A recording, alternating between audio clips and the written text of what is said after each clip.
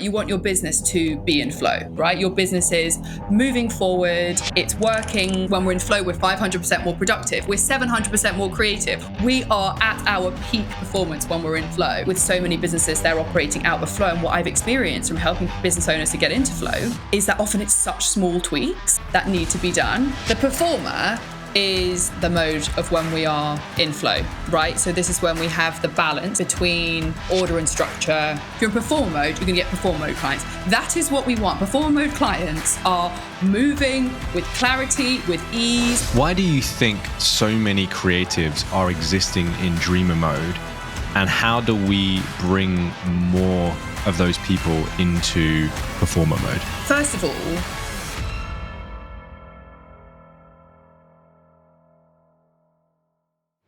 Hannah, on your website, you have a statement that says, we all have the potential to start a movement with our message. We just need to find the courage to discover it. Can you tell me a little bit more about that? Yes, it's funny actually, because I have so many of these kind of like fancy phrases all over the internet in various different like assets that I have. So it was interesting that you picked that one up. I always find it really interesting what resonates. I think what I mean by that is I really believe that we as individuals are way more powerful than we realize. And we have way more potential opportunity in our lives, but also to have an impact on the world. And that the experiences that we go through, the passions that we have, the stories that we tell have such an impact to help another person. And by doing that, creating a trickle effect of impact through each individual. So when I say start a movement with your message, what I mean is like discovering and clarifying the thing that only you can do. And by getting into that flow and into that light, starting a movement in others through that. And I have definitely in my life had so many times where I have been massively positively influenced by one individual's story, one individual's message. I mean, really, since the beginning of, time, we have been impacted through individuals telling stories, and that's had a positive or a negative influence on how we are as individuals. And I think for a long time before the internet, it was definitely harder for someone to do that unless you were in a position of power, whereas the internet has almost democratized our ability to start movements with our message. And I believe that everybody has the potential to do that. But I think that a lot of us live in a real state of, fear or apathy. And that's where that courage piece comes in, which is, going on the journey to really discover what that message is. And I guess some people would refer to that message as your purpose, but I find purpose is a little bit abstract and a little bit hard to search for. So when I say have the courage, what I mean is have the bravery to start the journey to discovering what that is and coming up against whatever does come up, both internally and externally, the challenges that you face on the journey to doing that. Yeah, absolutely. And I think both of you and I have a similar story, or at least similar events that have happened to us in our lives where we had these moments of existential crisis, for want of a better word. What are some of the symptoms that people would be experiencing in their life right now if they hadn't discovered this message and they were living with a lack of courage and maybe a lack of purpose? I think it's a lack of meaning and a lack of a North Star to follow. I think that we need to live in our fullest potential. And when I say our fullest potential, I don't just mean achievement, I mean enjoyment of this human experience. I think that having a message which gives you a purpose, something to do, and gives you a North Star to drive you forward, gives you a lot of meaning. I think the human experience and being a human, if you really think about it, and you do go through challenges, and existentialism is kind of a weird concept, and it can leave you feeling pretty lost. And I think that in our society, we do have a lot of people that are feeling a little bit lost. And I think when we're feeling lost because we don't have that meaning through our message and through our work, we look for distraction from that. And that leads us to, dopamine seeking type activities, drinking, drugs, TV, scrolling on our phones, porn, whatever that is. And in our modern society, we have so much access to those kinds of escape, right? And without having clarity on, this is who I am, this is what I stand for, this is what I want to do with the world, and this is how I'm going to do it, I think that we really spend a lot of our time lost. And I think a lot of people in our society are in that place. And I think what I want to inspire people to do is to find that flow, what puts them in flow, what do they really want to bring to the world, almost like the Japanese concept of ikage. And by stepping into that space, filling your life of purpose and meaning and enabling you to enjoy the human experience. Because, anyone that's experienced that state of existentialism, I would say I've had 3 really big existential crises in my life, and it's scary. And I think that now I feel like with my feet on the ground with what I'm doing, and that really comes down to feeling like I know what my message is and I'm able to live that every single day. Your message isn't a goal that you will one day achieve. It's your personal philosophy and impact that you want to have in the world that you're living every day, like we're living right now. Yeah. And I think a lot of people, especially creatives, and a lot of the clients that I work with struggle with this because they put so much emphasis on their craft. And so when you go to an animator or a designer and you say, what's your purpose? Why do you do what you do? They say, because I love design, I love animation. And in my experience, that reason is just a little bit too shallow. So can you explain, you talked about some of these symptoms of distraction, watching TV, drugs, alcohol, these kind of things. What else might be showing up in my business day to day that would give me a good indication that I lack meaning and I lack purpose? So I think this brings you into the concept of what does it mean to be in flow. And flow is so many things. Flow is, can be looked at as a state of being. It could be looked at as a philosophy. There's a lot of, flow to me is so many things. And what you refer to there is in your business, right? You want your business to be in flow, right? You don't even need to know what flow is to know that that sounds like a nice place to be, right? Your business is moving forward. It's working, little bit of challenge, but mainly it's moving with ease. And a business that's operating in flow is bringing clients in. The delivery of them is enjoyable, and it's just all moving in the right direction. Those clients become ambassadors. They bring you more clients, and you've just got this nice system, right, that's running in a business. And most businesses don't run like that because the business isn't set up to be in flow, and the person running that business isn't in flow. So when you say what would a sign of a business be where it's lacking meaning, lacking purpose, lacking a message, it's usually that it doesn't attract the right clients in, the clients that you really, really want to serve with ease. And also it's hard for people to understand what you do. The worst sentence is for someone to say, oh, I don't really know how to explain what I do, because you've got seconds to get someone's attention. And we think that that's a new phenomenon, and it is to an extent, but really for a long time, like, we get bored quickly if we think that somebody isn't really getting to the point. And having clarity of your message and having that meaning in the business and that purpose in the business is for you, gives you massive clarity and meaning and flow, but also, helps to attract the people in towards you. And I think with so many businesses, they're operating out of flow. And what I've experienced from helping business owners to get into flow is that often it's such small tweaks that need to be done, and usually removing as opposed to adding. Normally you're taking layers off, you're taking products away, you're taking marketing systems away, you're taking all these things away to find the flow is almost like the diamond underneath all of the extra things that we're doing. And that's both a external process of strategy and an internal process of allowing ourselves to let life be easier than we so seem to think that it has to be. Yeah, man, I think, like you said, everybody can relate to this idea of flow. I think from a creative perspective, people often get into flow when they're doing their work.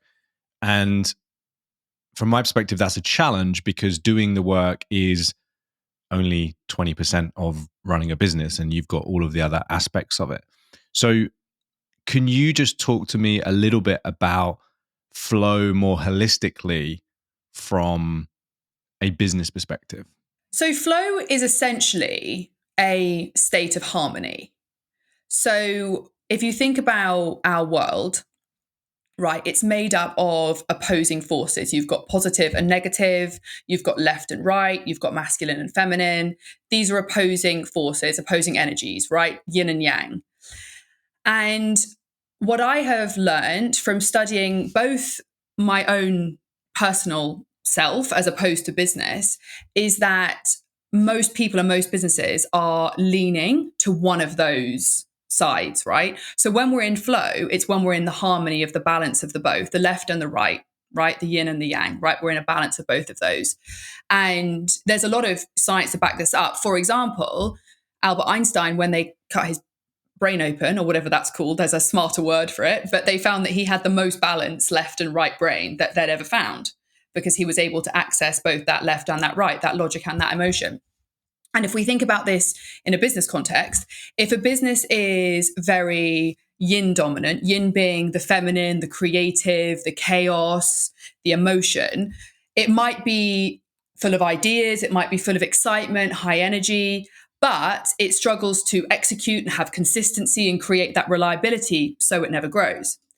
If you put it on the other side, if a company becomes very yang dominant, if you think of a traditional corporate, which is very driven by structure and rules and systems and processes, it's very hard for those companies to innovate and move with speed, right? So we live in this society, and we've very much seen this in the kind of business landscape over the past few years, where you've got this concept of these exciting, chaotic startups and these boring, rigid corporates, because you've got this extreme rebalancing coming in of this very yang system that we've been operating in.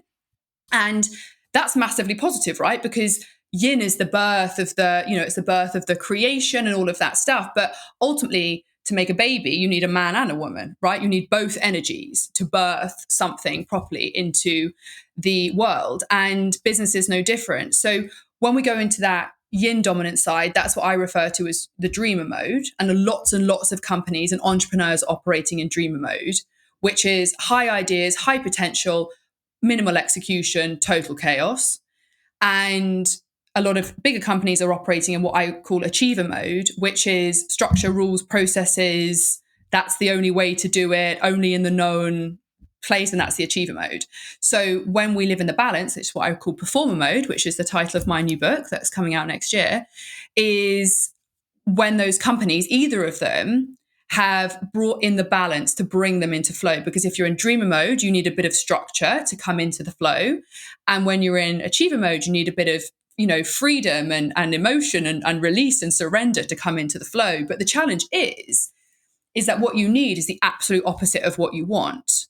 And our programming is so strong and this is where, the ego comes in, which is huge in all humans, right? We all have huge ego but this is what I know and this is what I want to do. And if you're in dreamer mode, you're like, no, I don't want all that structure. You're going to take away the fun. That's not why I'm doing it. I may as well go get a job. Like all of these negative things that come up. But in reality, when we're in flow, truly in flow, in those moments that someone, you said they're getting to flow when they're working. When I'm looking at flow, I'm looking at the concept of living in flow.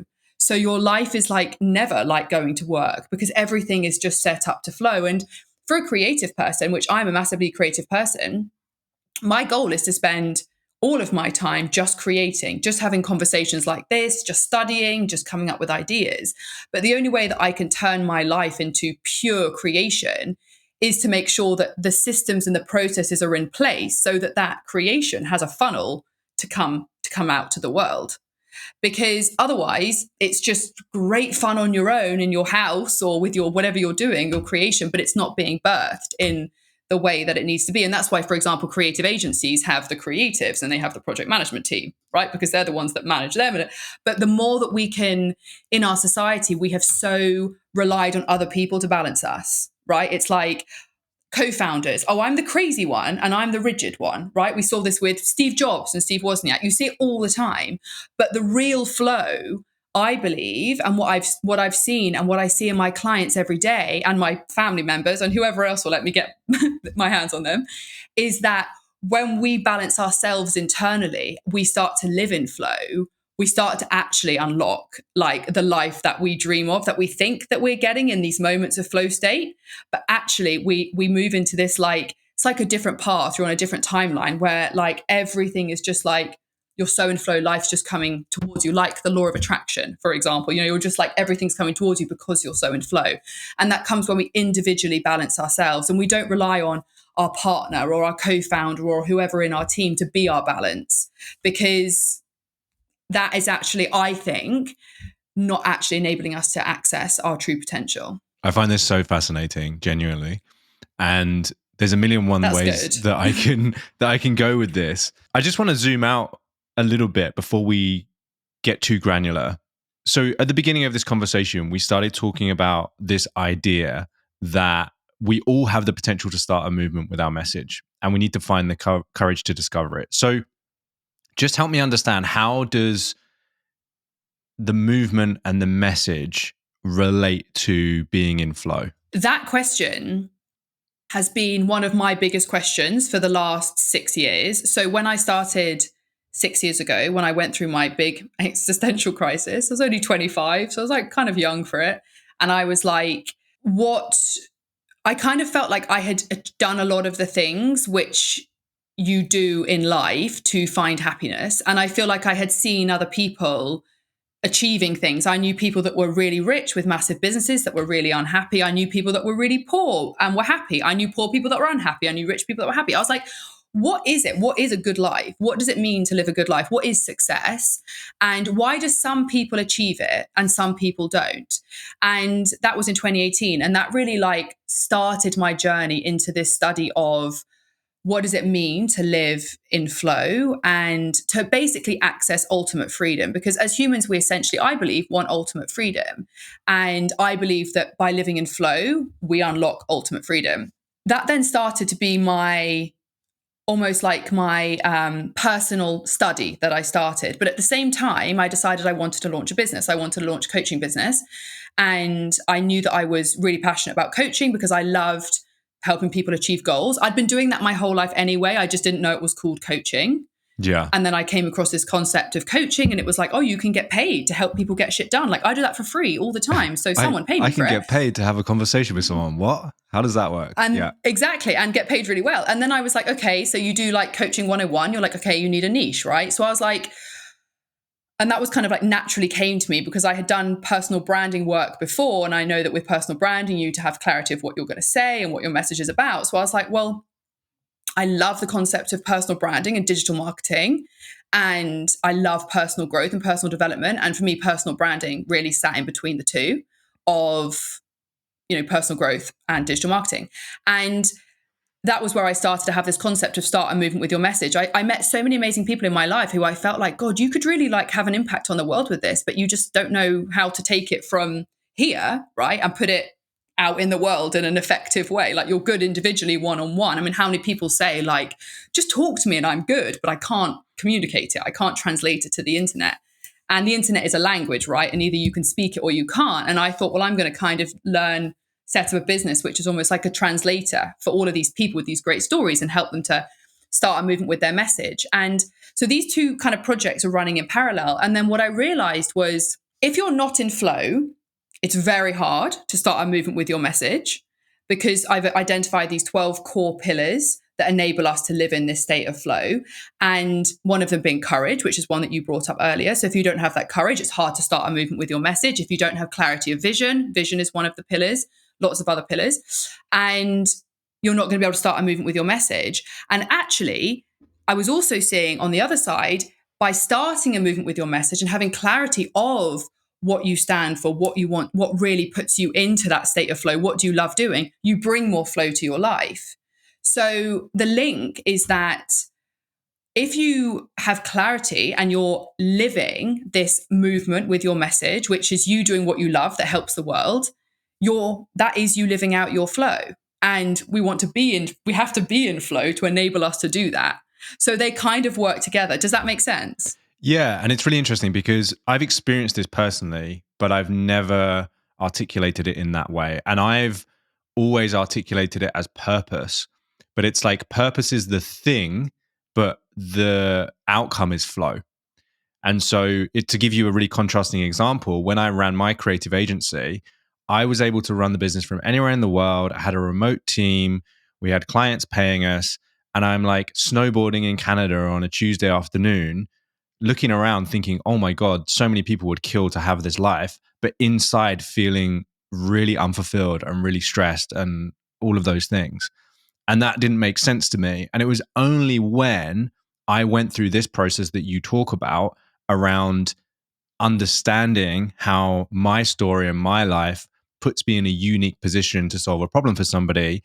And I felt the urge to start a movement around this idea that as creatives, we're not born to do bread and butter work, and we're not born to churn out logos for brands we don't like. We're put in the world to solve meaningful problems and have an impact. And as soon as I connected to that, it changed the flow of energy through my body, and it changed how I felt about business, and it changed the things I was able to do. Like, even to the extent of, I was trying to fill a workshop once, and I was in Manchester, and I had a bunch of flyers about this workshop, and I was literally going around to cafes handing out these flyers being like, do you know anyone that wants to come to this workshop?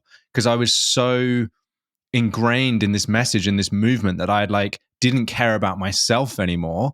I was like, I just need to help people. I just need to get this message out there. And I think that's the power of purpose and movement, is that it's bigger than yourself. And so therefore, coming on to the point that you spoke about just now, it allows you to take your ego out of the equation. So you can put your ego to one side because you're like, this isn't actually about me. This is about the people that I can help. And this is about the message that I want to spread. And this is about the movement that I want to create. For sure. And I think this concept of purpose is really important, but I think you can get really lost in searching for purpose. For me, your message is the vehicle for your purpose, right? It's how you execute on your purpose, but also it can be how you find your purpose. Because if you focus on finding out what your message is right now, that gives you signposts into what you feel that your purpose is more broadly. So it's almost like everything I've created and everything that I teach really always comes from two angles, because I feel like so much of our teaching and our lessons and our stuff online is always so one size fits all. And it's never fitted me. I've never really fit anything that's one size fits all. And with this concept of finding purpose, that really works for some people. For other people, it doesn't. Whereas if you think about your messages, what do I love doing? What do I really care about? What am I really good at? How can I bring that to the world? And by doing that, discover the purpose. And I think, just to touch on your previous point, which I think is so important, is you were living in Canada. Did you say you were snowboarding? Yeah. And you were externally living this dream, but you didn't feel it. And you said that when you shifted, you had this energy that runs through you. And the thing is that flow is a really high vibrational energy. It's a feeling that you only really can get from flow, or temporarily from drugs, from what I've experienced, but it's not real, right? The high is a lie, which I learned in my recovery. And when we are in our modern society, we're really taught to look externally for happiness, right? So when I live here, when I have this, I will find freedom if I move to Bali, if I move to Canada, when I've sold this business, when I weigh this, right? Everything in our society is, we're taught to look externally. And I was exactly the same. I was like, happiness is out there. And when you start to identify your message, you start to prioritize living in flow, you realize that actually happiness and joy is right here. There's nothing out there that's going to create it. And that's why you can be, if I look at times in my life where I was unhappy compared to times in my life now where I feel so happy, I, from the external, had so much more than I might have now. But now I wake up every day with peace, with purpose, with excitement for the day, and with gratitude for the present moment. And by doing that, I'm creating more success and more joy and more freedom, more impact, all of these things. So I think that part of what I guess my message is, as somebody who has spent so much of their life struggling with addiction essentially being looking outside of yourself for a feeling, is that there is nothing out there. There is only within, and what we do and how we behave and what we act and what we do every single day. That is your life. Your life is made up of every single day that you're alive. And that's where the courage comes in, because if you say that to someone and you take away their external ego structure of, when I buy this house, when I have this mortgage, when I get married, and you actually start to think about each day, people often realize how deeply unhappy they are and how much pain they're actually in. And that can be really challenging. But being in flow, the concept of flow state, this was created by Mihai Csikszentmihalyi. He's like the godfather of flow, who neither of us can have on our podcast because he's bloody dead, which is so annoying. We'll have an AI version of him soon, and we can just interview that. It's so annoying. I find people, I'm like, oh my God, I need to get them on the podcast. And then I'm like, I go on their Wikipedia, it's like deceased. But anyway, Mihai is like the king of flow, right? He's a godfather of flow. And what he talks about is that flow is an opportunity to escape forwards. Whereas drugs, alcohol, these things are escaping backwards because they're actually taking us backwards. But flow is escape forward. So we all want a little bit of escape, right? We all need a little bit of break from this crazy human experience. But when we have those moments of existentialism, or when I've recently gone through more challenge in the last I'm okay now, but 6 months ago I went through big challenge. I was like, I feel rubbish. I need to go and get myself some flow. And when you're in that state of flow, right, which I'm sure a lot of your creatives get massively into that state of flow when they are creating music or making, amazing brand designs or whatever, we are escaping forwards. We're also, there's flow state is the purest form of dopamine that we can actually get. Because if you think about it from a hunter-gatherer perspective, that was where we would need to have the most amount of focus and performance when we were like hunting down our food. So you get this purest release of dopamine that you can possibly get when you're in this flow state, which immediately lifts your mood, increases your motivation, all of these great things. So again, it's all part of this cycle of like, you're not living in flow. Okay, that's a little bit scary. You need the courage to admit that, but don't worry, because we can start to shift that very quickly by finding what is it in this moment that puts you in flow. And what's really interesting is that people will say they don't know, but you only need to talk to them for about 5 more minutes before you discover what their flow is. And we all have really, really unique flow. Like my mum always laughs with me because the thing that puts me in flow, she's like, oh, darling, you're so lucky you love that. You're so lucky that's your flow. Most people hate that. And I believe that nothing in this world happened by accident. And we've talked about purpose today. And I believe that the world is, if you imagine all humans is this amazing orchestra. And if we all play this part, we will move into flow, we will move into harmony. And we discover that by finding what puts us in flow and doing that as much as possible. And that then starts to shift and change the world. And that's where the movement with your message, it doesn't just come from what you're doing, but actually the fact that you are so in your flow. Does that make sense? It does. The thing that interests me is what you're talking about is a little bit like what we refer to as your zone of genius. And this is something that I've discovered recently, but through a place of privilege. And what I mean by that is when your business is in a place where financially things feel a bit difficult, or you've got some pain in the ass clients and everything feels like a bit of a grind, it is so hard to just go, I'm going to just ignore all of that stuff and get into my zone and get into my flow, because it's almost like our brain is stuck in this reptile mode, like Daniel Priestley talks about. And more recently, I've realized that the more I'm in flow and the more I focus on things that are in my zone of genius, like this podcast, the better our business does. However, it's a very privileged state in the sense that I know we don't need clients this month. Like we have a great team, like all of the kind of building blocks are in place. How do I get myself to that point? Or is there a certain time period when I make that switch, even when like the fires are burning? What you're referring to when you said like the fires and all of this stuff, like the fires are going, right? This is like a business in achiever mode, right? Which is a business which is living in like a state of like stress, right? So it's gone completely yang dominant. It's gone completely into a state of anxiety, stress, overwhelm, horrible. Like I have lived in a business. My first business, I closed down from achiever mode. My second business, I had to liquidate from dreamer mode, right? So you can see how both of these states destroy businesses, because achiever mode, you burn out. Nobody wants to work with you because it's so stressful. Although I didn't quite get to that state, but I knew I was headed there. So I kind of capped it before then. Dreamer mode businesses tend to not manage their finances properly, their systems, their processes. They're the ones that head for liquidation. So it's kind of a generalization, but kind of you get the point. And when a business has gone into achiever mode, based on the conversation we had earlier on here, what does it need to rebalance? It needs the yin, it needs the rest, it needs the surrender, it needs the flow. So when you say you're in a state of privilege because you're able to be in that state of flow, yes, that is definitely true. Although I think privilege sounds like you haven't worked for it. And I imagine that you have. So I don't feel like it's like just happened that way. But what happens is when we are in a state of flow, we're in a very high vibrational state, right? So we've got, high vibration, low vibration, right? If you just think about energetic frequency, we have frequencies that are high vibe, they make us feel good, and we have frequencies that are low vibration. And we have people that are high vibration. We can all think of someone that when we're with them, we just like feel so good. We feel so positive. We feel so motivated. We're excited to see them. And we have someone in our life that we're like, oh, when I see them, like they just drag me down, right? Because our world is made up of energy. And when a business has gone into that achiever mode stress, what's happened is its energy has actually started to decrease and move into a really stressed state, because anxiety, stress, like anger, these are really low vibrational emotions. And what happens is that business then becomes repellent.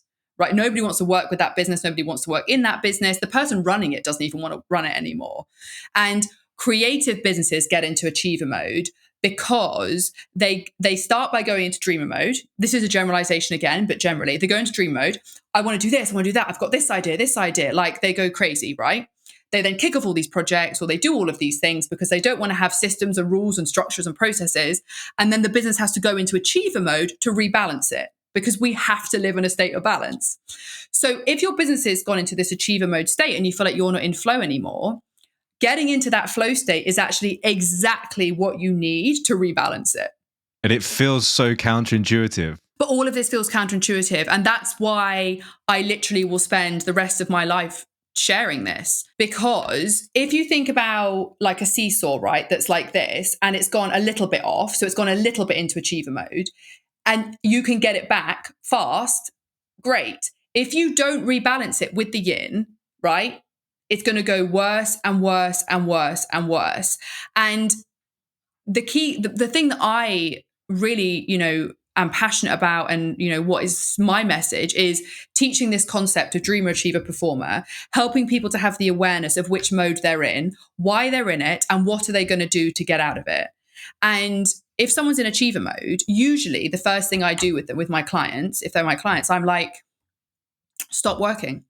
Give me a list of what you have to do this week, otherwise like you can't pay your bills. And the list is normally much shorter than all the things that they're working on. I get them to do that and then switch off for like a week, however long it needs to be, right? And switch off. And they're like, I can't, because all the guilt kicks in, all the achiever mode programming of like, if I'm not working hard, I'm worth nothing. They start to unlock all of these emotional states. Courage, right? Because you have to have the courage to do all of these things. But what happens is you gradually start to rebalance, right? And you start to realize, because you zoom up out of it, you start to realize like, oh, actually, like, I don't need to do that. Or actually, is that one person in my team the one that's creating all the stress? Or is this product taking loads of our time, or service taking us loads of time to deliver, but not making us very much money?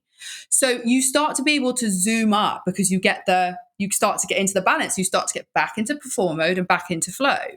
And we will continue to ebb and flow between dreamer and achiever until we have the awareness of our behavior that pushes us into these states. Because sometimes entrepreneurs act like something's happened in their business which they had no control over, but it's not possible because it's your business, right? I know that some external things happen like COVID, right? But that's happened once. But people are like, oh, my business is this, my business is that, like this, that, this, that. And it's like, well, hold on a minute. Your behavior, your decisions that you've made day to day is actually what's got you into that situation. And as I said, like normally the changes are so small that need to be made. You just have to have the courage to make them. I just find it fascinating because like I'm just thinking back to all of these times when we've experienced exactly that. So I had a client, she was an interior designer, and she was like perpetually stressed, and she just had all of these pain in the ass clients, and I could see all the things that were creating it. And I was like, you just need to like close your laptop, go out, go off on a walk. And she kind of took it that step further. I think she went to Ibiza or somewhere for a week and just chilled out completely, came back with so much clarity, so much energy, fired a client. The next week she signed like an 80K deal. And I was like, oh my God, what power like a holiday can give. And that's where one of the pillars, connection, you have to have the faith, because you have to do brave things. And that's why whether you believe in God or the universe or everything happens for a reason, whatever connection you feel that you have, you need to have that, because you have to have faith in the flow.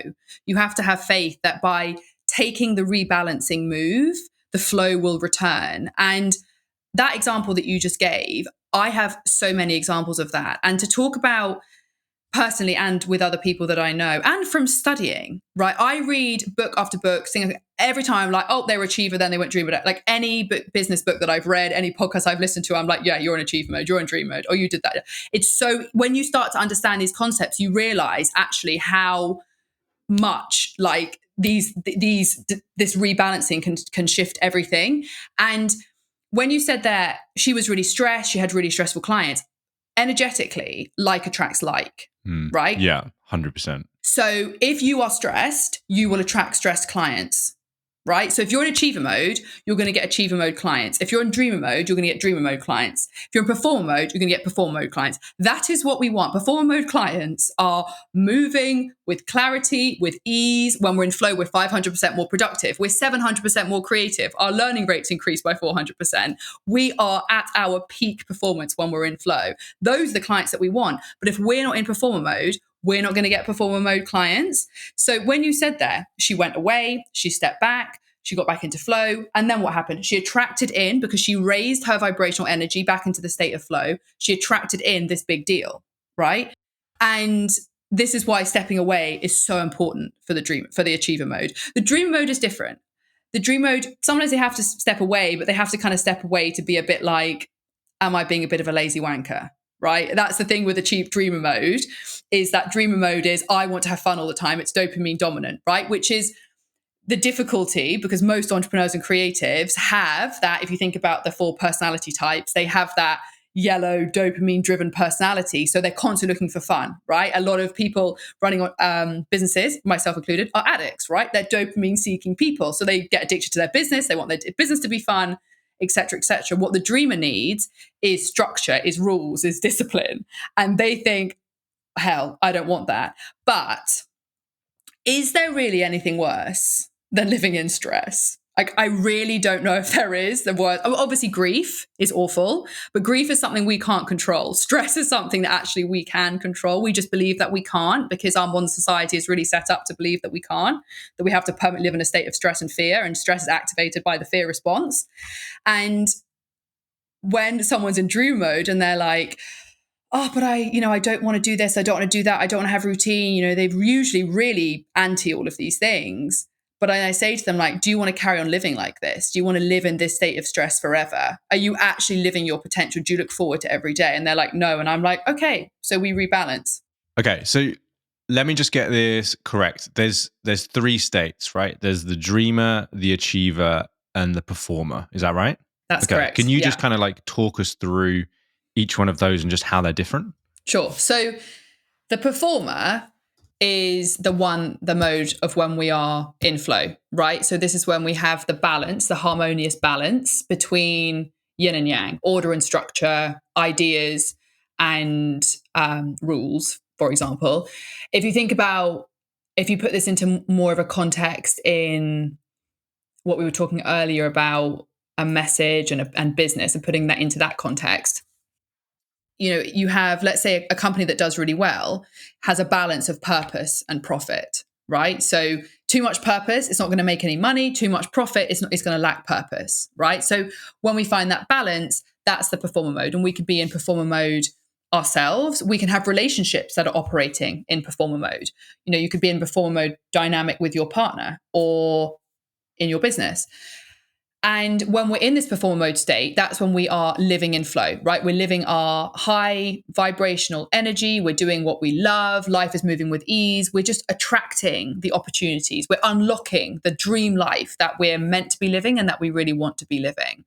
But the challenge is, in our modern society, is that we have so many different belief systems and ways of being and training that we go through that pushes us out of flow. So most people are not living in flow. In fact, I asked my family the other day over dinner, how many people do you know who are naturally in performer mode? Not who've trained themselves into performer mode through various coaching or whatever, but naturally in performer mode. And out of everyone that we knew, all of us, my family know a lot of people. We're weird for knowing people. It's just like something my mum and dad know so many people. We could only identify 2 people out of all that we knew that are naturally in performer mode. And my one, I only met him on Saturday for the first time. It's my friend's boyfriend, and he's naturally in performer mode. It is so, so rare. The other modes, who said the dreamer and the achiever, are when we are existing in this outer flow state. So when we're in the dreamer mode, we are living in this chaos dominant state, right? This feminine energy state. And we're seeing this in our modern society a lot, for example, through the imbalance of men and women, right? So we're seeing a lot of men going into this, and we're seeing a lot of content. Andrew Tate and all these people are the ones that are talking to these men who have gone basically into their feminine energy, right? They're passive, they're lacking discipline, they're lacking structure, they're a little bit more lazy. That's that yin side. And then to balance that out, we're seeing a lot of women have gone into their achiever energy, right? Which is this structure, rules, masculine energy. So we're out of balance, not only in our businesses, not only in our relationships, internally, but men and women as a whole are living out of balance, right?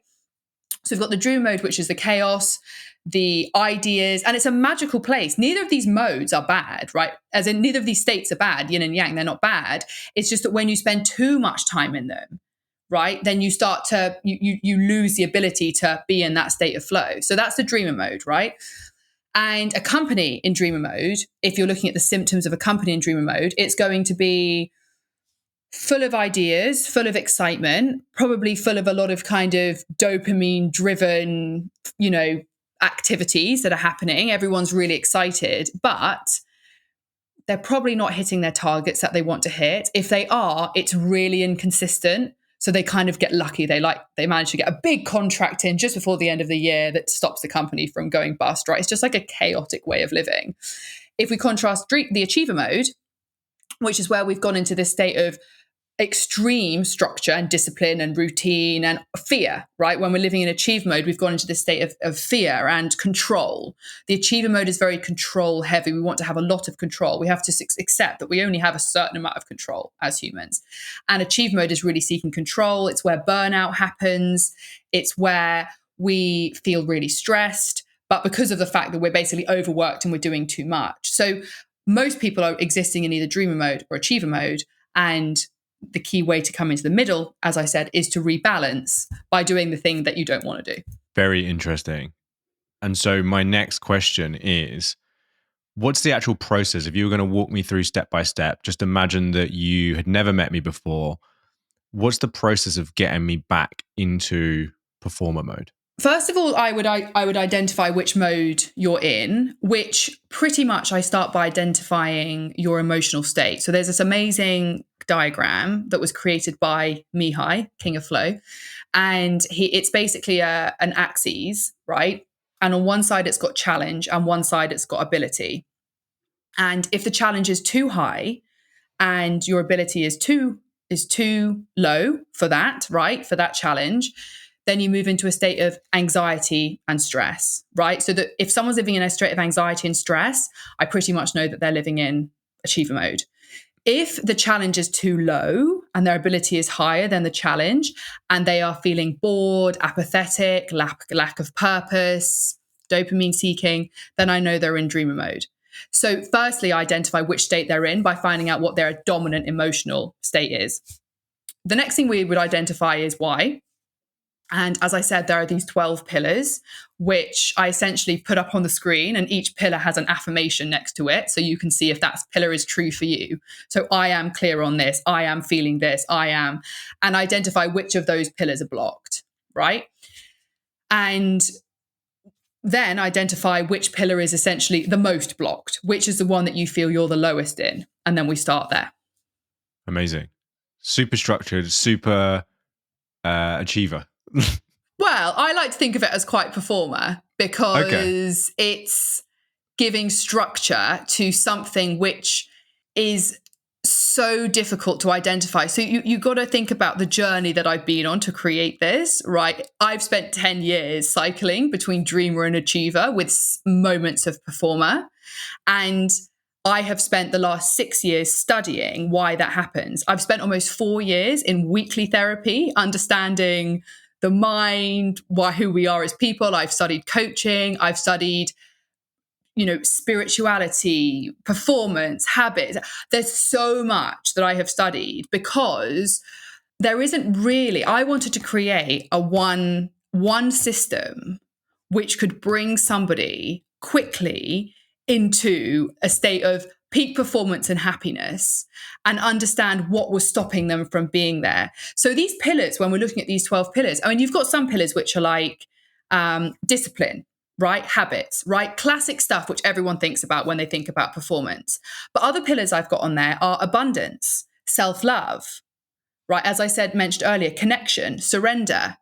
These are much more spiritual concepts, much more yin concepts. So I have put into this system coaching philosophies, coaching frameworks, therapy, spirituality, psychotherapy, psychology, human biology, neuroscience.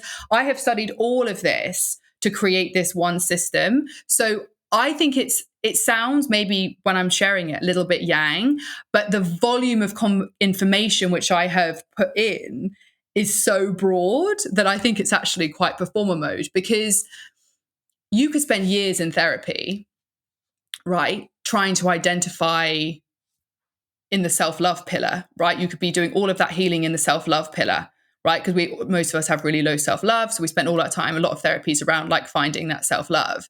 But your life isn't going to change if you don't work in some of the other areas, right? If you don't work on the fact you don't have any discipline, you don't have clarity of your vision, you don't know how to surrender and let go of control. So I wanted to find something which should quickly diagnose why someone's life was not as good as it could be. So it's been a huge amount of work. In fact, it's kind of, I think back to it and I think, my God, with my ex-boyfriend, when I was with him, was really the 2 years of really creating this. And I think, God, he must think he's with some like weird, like mad scientist, because he'd get home from work and I'd be like, all of this stuff all over the house, like trying to work a massive joint in my hands when I smoke a lot of weed, and trying to work out this like whole concept. And now it's kind of unbelievable how quickly you can bring someone into flow. And if you come into flow, as we've spoken about before, like your life can change like that. And that's what I wanted to be able to do. I think you've just helped me understand why I love frameworks and models so much.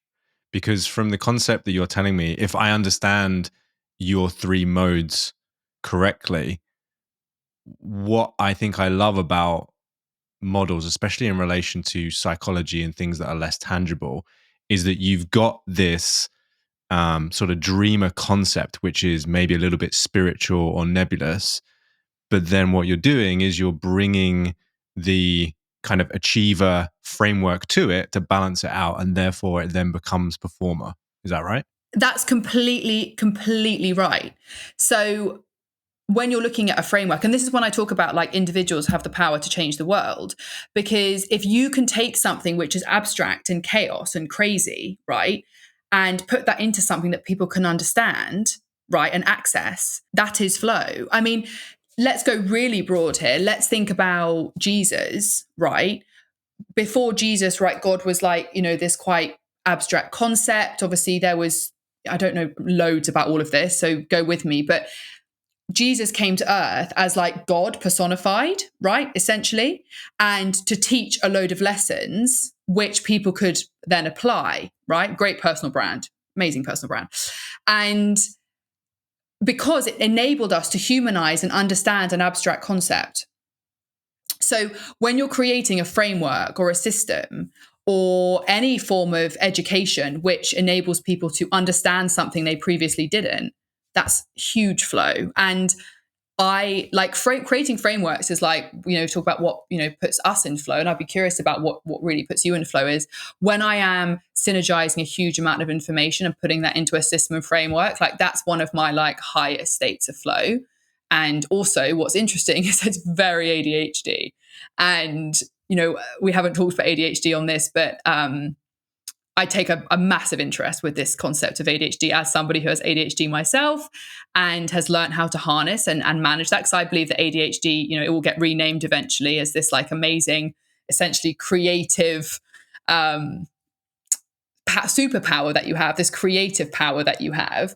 And when it's harnessed by balance, by structure, by routine, by discipline, all these things, which all the people with ADHD don't want, it's like an opportunity for mass flow, right? Because you've got so much opportunity on the yin side. So if you can balance that with the same amount of structure on the yang side, like that flow is like, that's like a huge amount of power. And that's why so many of our like massive people that have changed the world have ADHD. Yeah. Okay. I feel like there needs to be a part 2 to this conversation because there's too much to talk about. What I just want to kind of wrap up on, I guess, is why do you think so many creatives are existing in dreamer mode? And how do we bring more of those people into performer mode? First of all, creation is on the yin side, right? The creative, the idea, that is on the yin side. So naturally, people are going to have a dominant side of where they get their flow, right? So creatives are going to get more flow from being creative than they are from having structure. So I'm not suggesting which they're going to love. Everyone who's creative is going to find a way of loving structure. But the difficulty is with being a creative and being somebody who lives on that side of the flow is that some people, okay, can stay in that mode forever and succeed because they find someone that balances them. A classic example of this is so many of the musicians that have made it to the top of our society found an agent and a label which provided their balance, which learned how to harness their yin, right? So it is possible that you can succeed and live your life kind of in dreamer mode if other people basically become your balance. But for the most part, if the more time we spend resisting structure, and this is where dopamine comes in, right? Because when we are in dreamer mode, we are dopamine dominant. We are seeking pleasure. Achiever mode is pain dominant. Dreamer mode is pleasure dominant.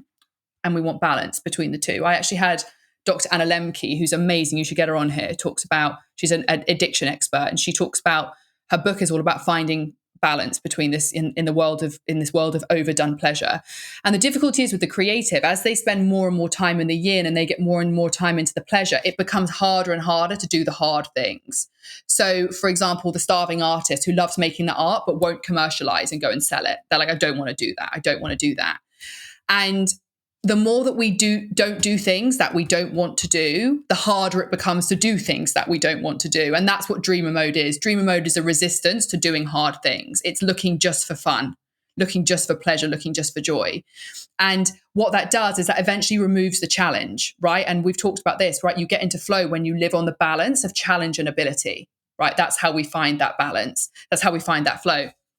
So I think the reason that creatives get stuck in dreamer mode is because naturally they're going to be more dominant on the creative side, but because of the fact that they become so obsessed and lost in the creation of what they're doing that they lose the ability to actually bring that to life. I think you can get lost in your creation and you go further and further down the rabbit hole and you get lost in actually bringing that to the world. And as I said, that can work, right? For some people, it is possible. As I've said, like some musicians, there are some artists that have done that. But for the most part, for entrepreneurs, for business owners, it's going to mean that either the person that is your balance, I see it a lot with agencies, their co-founder is their balance. And I feel really sorry for their co-founder, right? Because they're having to live in achiever mode. They're not going to get any flow. You're sucking it all away. The further you go into dreamer mode, the more the other person has to go into achiever mode and control and rules and discipline. The challenge that the dreamer mode is resisting, which is the structure, is the rules, is the discipline, will actually deepen their flow, not take away from it. Let's say you get into flow making a painting, right? But you always, the rest of your time when you're not painting, you hate your life, right? You hate it. You don't have any money. You can't afford your bills. It's really stressful. So you just paint. Right? You're not living in flow. You're having moments of flow. You're escaping through flow, but you're only having moments of flow. So it's like only one area of your life is in flow. Exactly. So it's only a small amount of flow. Whereas if you made a painting and sold it and made a painting and sold it, your life would gradually go up more and more and more. You would become more successful in that job and you would therefore get more flow. Does that make sense? So the thing is with the dreamer is that they're loving the flow so much that they're not progressing, and they think they're progressing because the creative mind can really be a complicated place, especially if you're dopamine seeking, right? Which is very common in dreamer mode. So they think they're progressing, but they're not actually progressing. They're not actually able to get that thing to the world. And we live in a world of incredibly talented, very, very poor people. And I find that as somebody who doesn't naturally have any talent, as in everyone says, oh, poor you. I'm not saying it in like a poor me way. What I mean is like, I don't sing, I don't dance, I'm not good at sport. I haven't got one of those like conventional talents. I almost feel sorry for people, not in a pity way, but in a like, I want to help you way, who are so driven to hustle for their art, but won't do what it takes on the other side to actually make their life successful through that art. Yeah, that makes sense. Let's play this through a little bit because I'm interested about how these dynamics work as this career then progresses. So let's imagine, like, I know people that have been in this situation and they're like, they go and sell their art, they do the thing, they get more and more successful, but it actually adds more stress to their life because then they are feeling the need to perform, i.e. like, oh, this next commission comes in, it needs to be great. Or the artist or the musician that struggles with the third album. Like if you look at the Lewis Capaldi documentary, like as an example, you know, the pressure that it puts on these people. What's happening there in relation to this model? They're blocked in another pillar. Right, okay. So you could get really far having 11 out of 12 pillars. But if that 12th pillar that is blocked is self-love, which is the majority of blocked pillars, that means that you are looking for your happiness and your success in your achievement. And that's why there's so much pressure on it. That's why there's so much pressure, because if you don't succeed, you feel like you're a complete loser, you're a complete failure because you don't love yourself as you are. When we're looking at self-love is made up of like two halves. You've got self-esteem and you've got self-worth. Self-esteem is something that you build by doing things, right? You build self-esteem. You build self-esteem in a child when you say, I love your painting, or well done on that, you won that race. You build self-esteem. We need self-esteem to survive. Self-worth is you as you are, with nothing, with no achievement, just you as your soul and with nothing else. Nothing else that you've achieved or bought, no fast car that you drive, no great body that you've got. It's just you as a soul. And in our modern society, which is so set up to limit our self-worth, you're not worth something because you don't have a mortgage, right? You're worth more because you have a mortgage. You're worth more because you have a nicer car. You're worth more because you have a better body. You have a better this, you have a better that. Whatever it might be, you've achieved that. Isn't it amazing that person's achieved that? Like, we live in a society which is so set up to not nurture our self-worth. And until you've really healed that, and no matter how far you get in your career, you are going to be looking for that self-worth and that self-love in your achievement.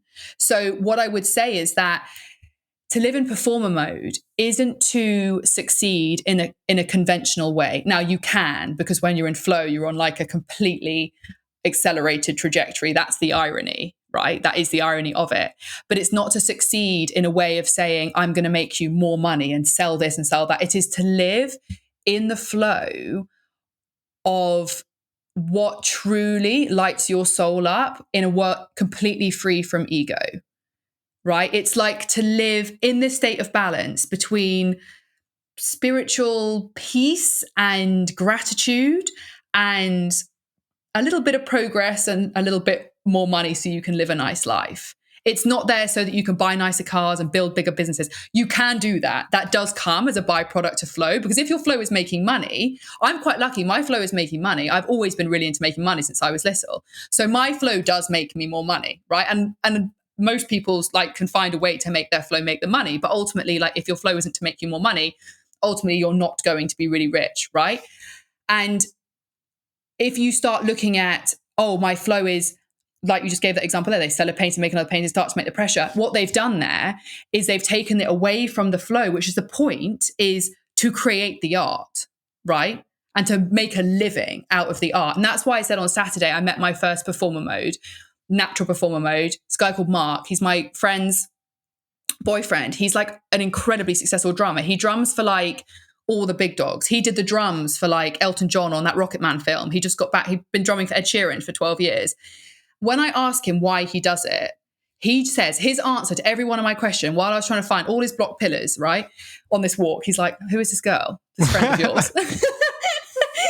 Who is this girl? Won't be meeting her again. So like, can you just not introduce me to your friends in future? Who's this girl that like doesn't drink and has like asked me questions about whether I was bullied in school and that's why I started drumming? I couldn't find any pain that had led him into it, right? Every answer to every question he said was, I love drumming.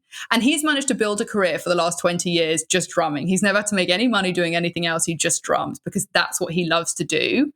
And he doesn't care about what car he drives. He just wants to be in love, have his baby and be a great father to the baby that they're about to have and play the drums.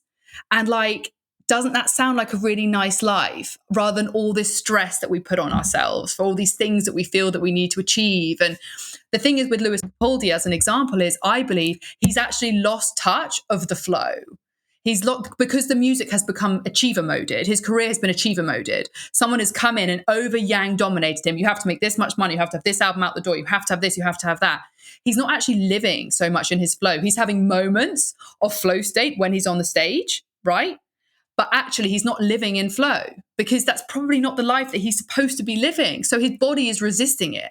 And mental health and all of these challenges that we face, I believe, are a extreme resistance to the fact that we are just not living in flow. If we go back to this example of your friend's boyfriend, Mark, who's the drummer, what is happening for him that is not happening for somebody who just says, I just love animating things. Like that's my whole thing. I just get so much joy out of animation, but they've got no clients and they've got no money in the bank. It's hard for me to say because it could be any one of the 12 pillars or multiple of them.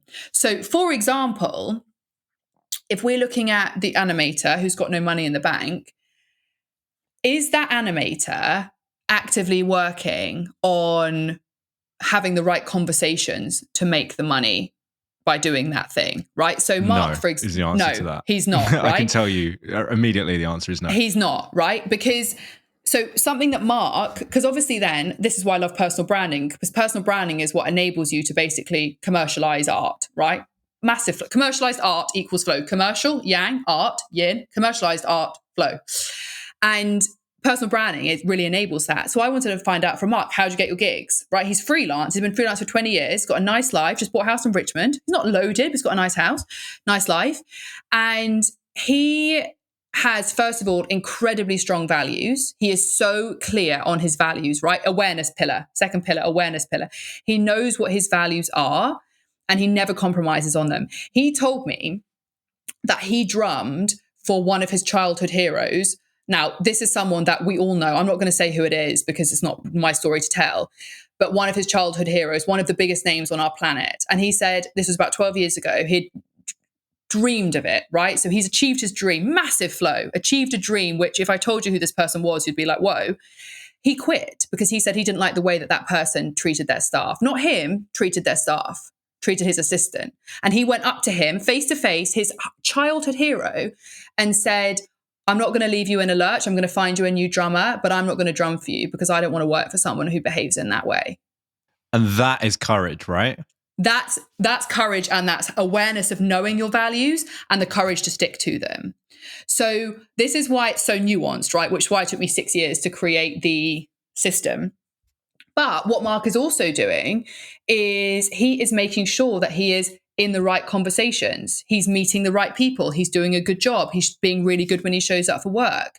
If he doesn't have work, he makes sure that he gets it. He takes the action. He's disciplined. He's routined.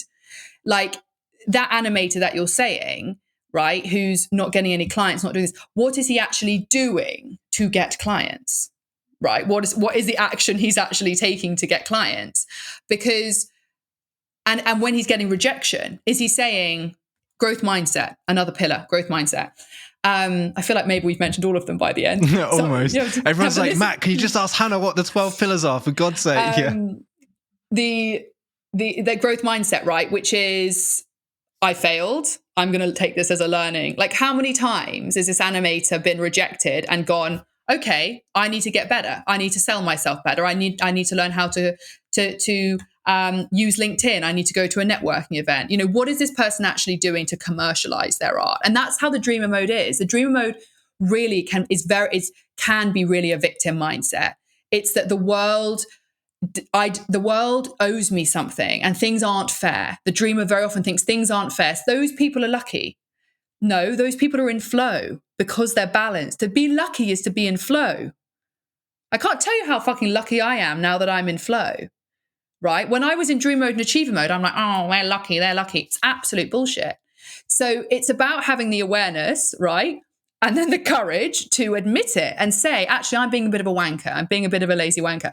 And sometimes my clients, they say, I take them through the system and I see them laughing and they're like, I'm that one. I'm the dreamer mode one, aren't I? And I'm thinking, I'm not going to diagnose you, you've got to choose, right? And I don't want to say to them, you're dreamer mode, unless they really need to hear it. And they go, I'm that one. And I'm like, I think, yeah, you, and people, it's so funny because everyone wants to admit they're in achiever mode. Yes, I overwork. Oh, I'm such a naughty overworker. How do I rebalance? So in dreamer mode, everyone's like, oh no, I am actually being a bit of a lazy wanker.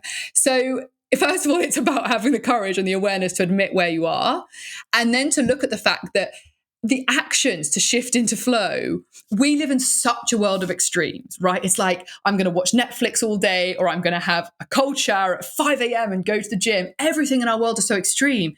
In reality, it's actually quite small nudges that you need to do to move forward. You just have to pick something, focus, very, very important, right? Pick something and stick with it, right? And if it doesn't work, change course. Never change the vision, never change the end goal of what your flow is, but pick something and commit to it. And honestly, I spend most of my time working with dreamer modes, right? I used to have mainly achiever modes when I was in achiever mode. Now I get half performer modes, half dreamer modes, because I've just shifted out of dreamer mode about 7 months ago. So I've still got a bit of dream mode left in me. And it's fascinating how quickly you can shift someone out of dreamer mode by saying to them, right, you just need to do this one thing at the same time. Like, for example, LinkedIn, when I coach LinkedIn into dreamer mode clients, they do one post once per week at the same time every week. And they do that. And then we put 2 on and then we put 3 on. And I make it, you've got to do your engagement, then you do your post, it's a very clear system that they follow. And it's amazing how quickly they shift. Oh, I've had 2 angel investors DM me. Oh, I got a client who wants to work with me. Like, the internet is the most untapped resource. It's just a language that people don't want to learn how to speak. It's like, I'm going to go to Spain. I'm not going to speak Spanish, but I'm going to get pissed off that nobody wants to speak to me in English, right? Maybe Spain's a bad example. Let's talk about France. And I'm going to get pissed. My cousins live in an area of France called Toulon and they hate the English. So you go there, I can't be pissed off that they don't want to speak English when I'm in France. And that's how the internet works, right? So the internet is the most amazing untapped resource for creatives. It's just unbelievable. But most people don't want to learn how to speak the language, and it's going to keep them in dreamer mode. And you and I will spend the rest of our lives probably helping them to find that rebalance. And hopefully we will shift a lot more people into flow, because when one person shifts into flow, it's the impact that has on the world by the raise of that vibration, the impact that has on the people that they come across. It's unbelievable. So every one person that's in flow for me is a win. Amazing. What an awesome way to wrap up the podcast. I've got a feeling there's going to be some requests for round 2. Or the 12 pillars. What I do know is that people are going to be wondering what these 12 pillars are. So is there anywhere online that people can find out more about this through your book or? So my book doesn't come out till next year. So that'll be a bit of a annoying time to wait. But my podcast, I'll plug my podcast on your podcast, would be the best resource, or to join my email list. So my newsletter is called The Dreamer's Digest, and it's all about helping people that have big dreams to help them to achieve them, whether they're in achieve mode or dreamer mode. And every week I basically look at a different pillar. So I send it every Wednesday, and I would say that would be the best resource. And when you sign up, you can get the 12 pillars and all of that stuff. So I'll give you the link for that. I would say that's the best place to go. But we'll link that in the show notes. My advice would be to listen to this podcast, if you've listened to it, if you've got this far, and identify which part of this podcast pissed you off the most, right? Which part of this podcast made you think, what a pair of annoying wankers? Because that part, that is exactly what you need to do.